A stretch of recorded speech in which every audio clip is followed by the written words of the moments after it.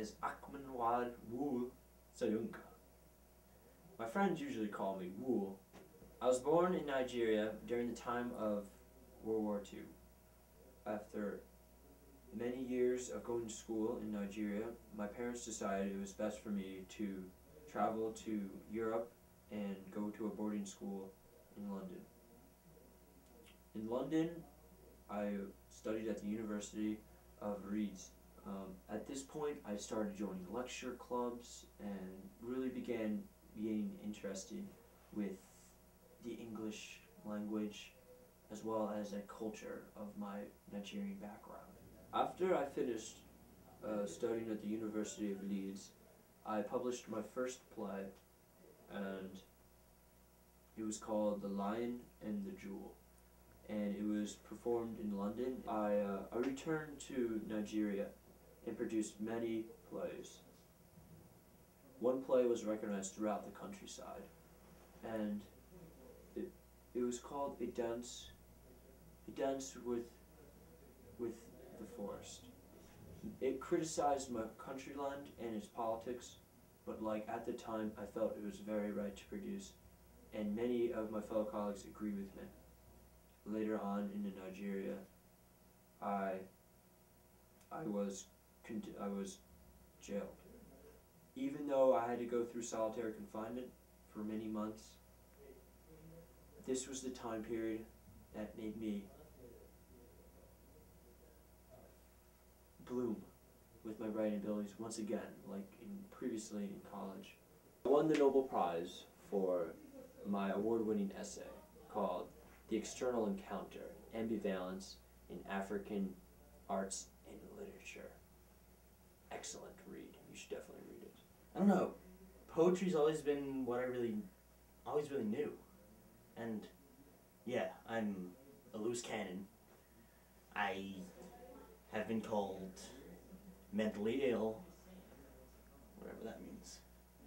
But I don't know. My social position, my literary reputation, and of course my formal education at St. Mark's School in Massachusetts and Harvard University brought me into a lot of contact with many famous American poets, most of whom influenced me. At Harvard, I encountered the poetry of William Carlos Williams. Williams definitely influenced me and my breakthrough from my conventional style in my early works to what some called my confessional style later on. I remember one incident where I traveled down south when I was in school because after I'd gotten in a fight with my father, I went down south to stay with Alan Tate in Tennessee. He and his family had a nice house and they were already hosting a lot of guests. And I got there and Alan's mother said, "We pretty much have a full house. You might as well pitch a tent in the lawn."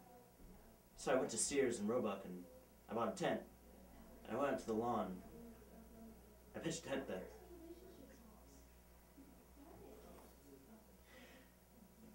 Soon they told me that it was just a figure of speech and I was welcome to stay with them. But I stayed in the tent anyway for about 2 months. I owe a lot to Alan's family. I published my first book in 1944 called Land of Unlikeness. It reflects the turbulence of World War II as well as my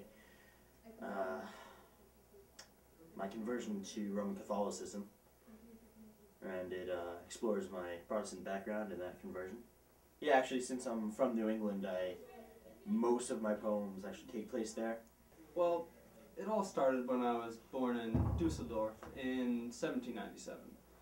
And I was raised there. And my uncle Solomon tried to get me to join into the business world, which just wasn't really my thing. It didn't work out for me.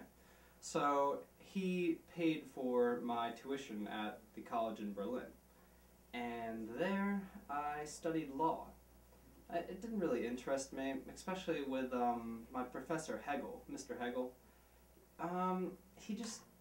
He couldn't reach me, and so I remember that was when I actually wrote my first poem. It was a a little bit satirical. I was making fun of him, but he kind of inspired me to get into poetry.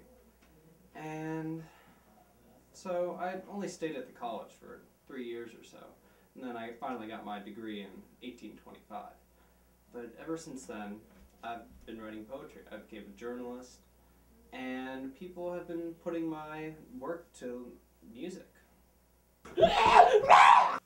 Well, my parents were divorced at a very young age, and my sisters, my mom and I, we moved around a lot, but my mom always had a trunk full of the classics, William Shakespeare, John Milton, and many more. Our mom taught us to be very independent, and we always spoke our minds, always. We finally settled down in a nice small house in Camden, Maine, where I wrote my first poem in the field behind that house. My poem was called Renacine. I wrote that in 1912. I went up to college and I had many relationships with both men and women. But finally I settled down, and I am married to Eugene. We're happily married. He loves me and supports my career, which is fabulous. We're deeply in love. And hi, Eugene. I hope you're watching from home.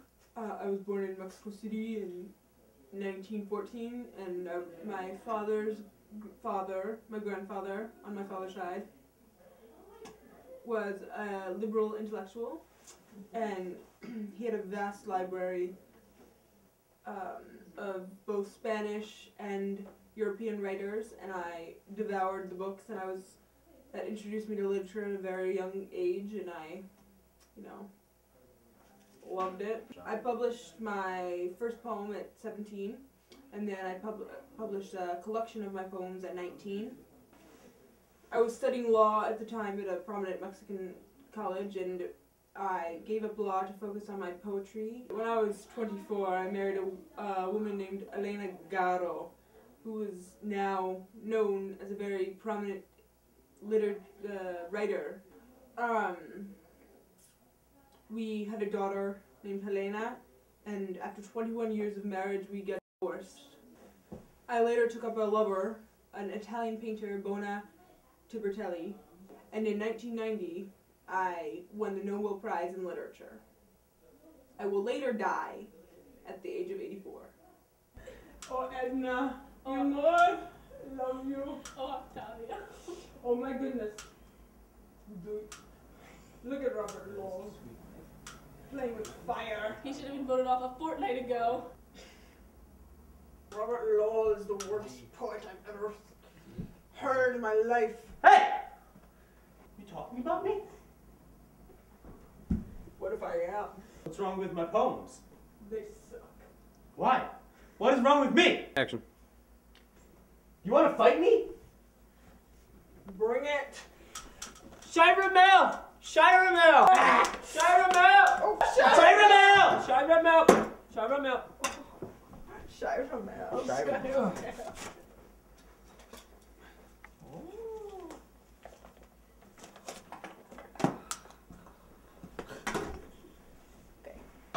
You all think you're really good poets, and now is your time to show it. So memorize this thing and bring all your bling. You best be legit as La Shyra! ¿Qué significa chica? We don't speak Spanish. I speak Spanish. Oh. She said, who wants a churro? Oh.